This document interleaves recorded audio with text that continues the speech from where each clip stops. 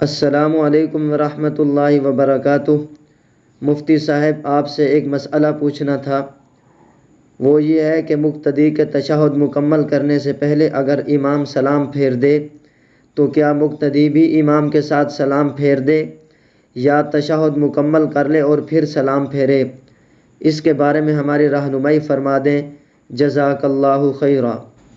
وعلیکم السلام ورحمۃ اللہ وبرکاتہ۔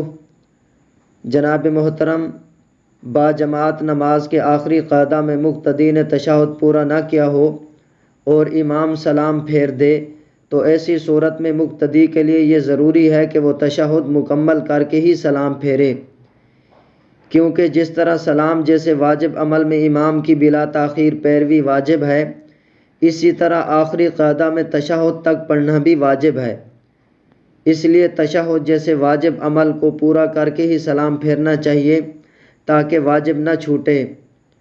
لیکن اگر مقتدی نے تشہد مکمل کیے بغیر ہی امام کے ساتھ سلام پھیر دیا تو اس کی نماز ادا ہو جائے گی، البتہ متعدد اہل علم کے نزدیک ایسا کرنا مکروہ تحریمی ہے۔